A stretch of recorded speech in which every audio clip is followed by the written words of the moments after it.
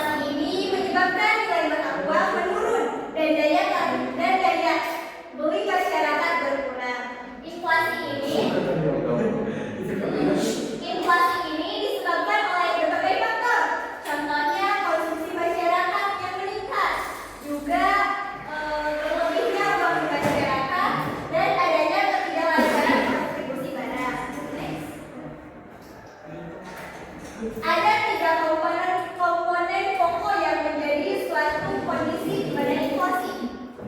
Yang ke-1, kenaikan harga.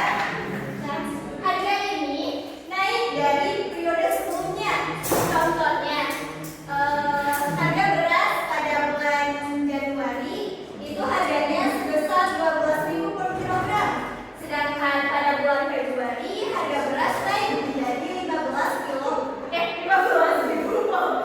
kilogram. Nah, ini menunjukkan kenaikan harga. Yang kedua, bersifat umum. Kenaikan harga ini bersifat umum, tidak hanya mencakup satu komoditas saja, tetapi berhubungan dengan komoditas lain. Contohnya, ketika harga BBM naik, maka harga transportasi juga ikut naik dan harga bahan-bahan pokok juga ikut naik. Nah, yang ini jadi bersifat umum itu menyeluruh, jadi tidak hanya satu komoditas saja. Terus yang ketiga, berlangsung secara terus-menerus.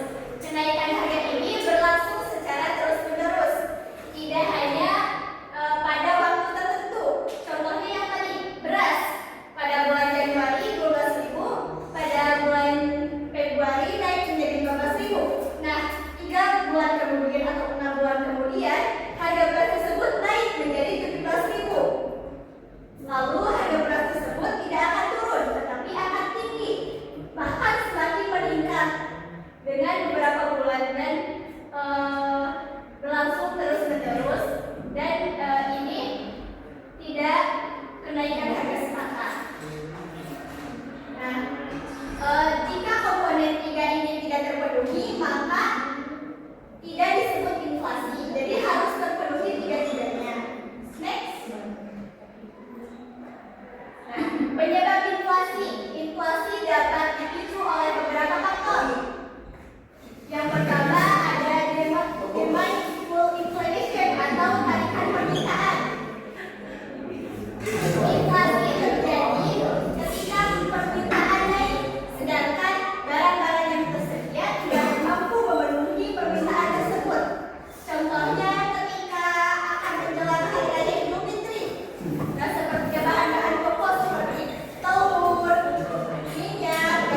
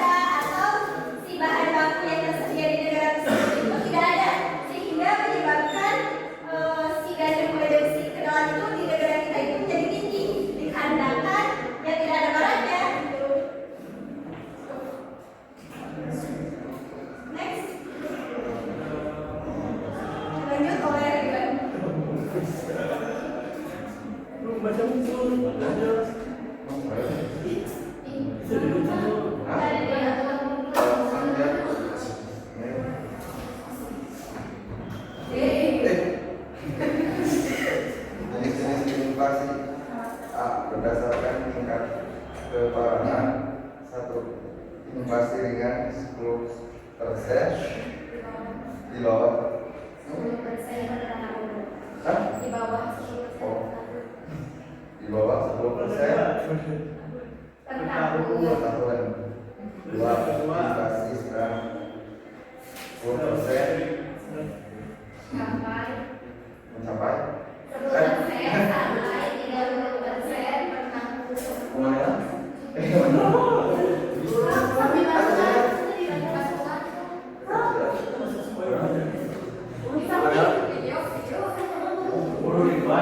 Video.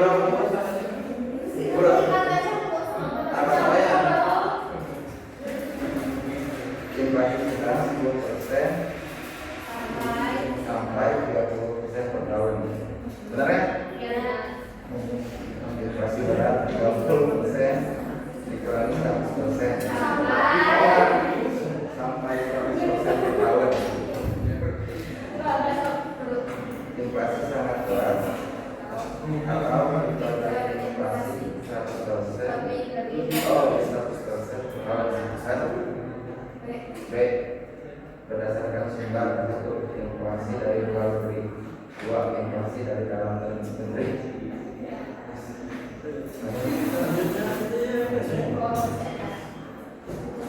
Jenis-jenis dan dampak inflasi. C. Berdasarkan penyebab. Satu, ketertarikan pemerintah inflation karena demand pun yang dua, inflasi karena dorongan biaya produksi. Empat, inflasi. Tiga, inflasi faktoran. Mix inflation. Dampak inflasi. Dampak terhadap pasaran. Pendapatan. B. Dampak terhadap ekspor. C. Dampak terhadap minat nabung. D. Dampak terhadap penerapan harga pokok.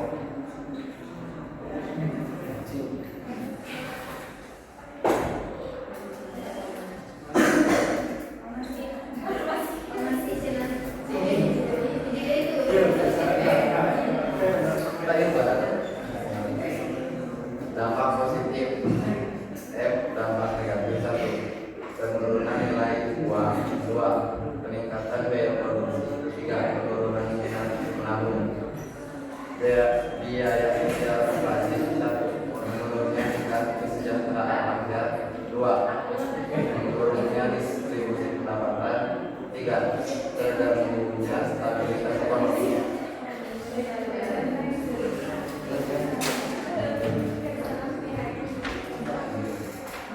Selanjutnya ada indikator inflasi. Yang pertama, indeks harga konsumen atau IHK. IHK adalah indikator yang paling umum digunakan untuk mengukur inflasi. Indeks ini mencerminkan harga paket barang dan jasa yang sering digunakan oleh rumah tangga dan masyarakat luas dalam periode tertentu. Contohnya, BPS memantau harga kebutuhan pokok seperti beras, bensin, dan sekolah. Jika harga masyarakat naik dari 5 juta rupiah menjadi 5 juta 250 ribu rupiah, maka terjadi inflasi di tingkat konsumen. Yang kedua ada indeks harga perdagangan besar atau IHPB. Indeks ini mencerminkan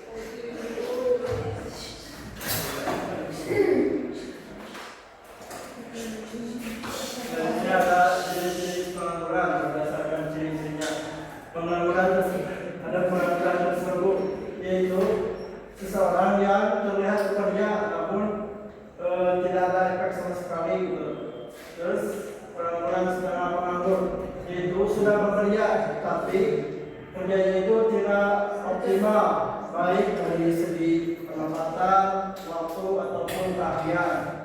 Lalu ada pengangguran terbuka, yaitu orang yang jelas-jelas terlihat tidak kerja sama sekali. Lanjut ada dampak pengangguran, dampak ekonomi. Pengangguran menyebabkan melemahnya ekonomi karena menurunkan pendapatan, menurunkan produktivitas, menurunkan kesejahteraan masyarakat. Lalu ada pertumbuhan ekonomi melambat karena tenaga kerja tidak dimaksimalkan secara optimal, jadi daya beli itu menurun dan produktivitas menurun. Terus ada peningkatan kemiskinan. Pengangguran menyebabkan peningkatan kemiskinan karena banyak keluarga itu tidak mampu membeli bahan dasar pokok seperti beras, tepung.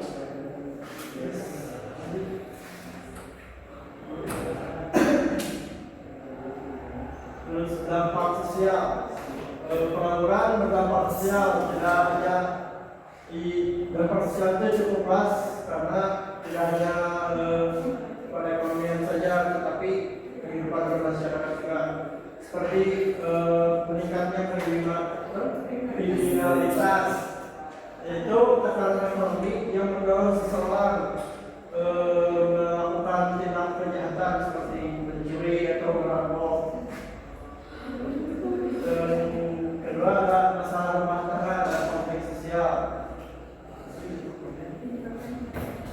menyebabkan pendapatan keluarga itu menurun, lalu terjadi konflik di keluarga tersebut. Terus selanjutnya ada media sosial dan pengangguran. Terganggunya stabilitas pengangguran, hal ini dilihat dari sisi permintaan dan penawaran agregat. Ternyata melemahnya permintaan agregat, kondisi di mana permintaan menurun.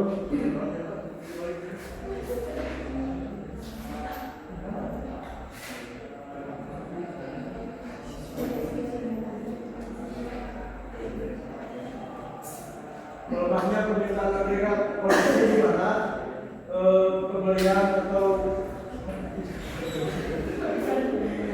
permintaan barang atau jasa dari masyarakat itu menurun karena kurang pendapatan.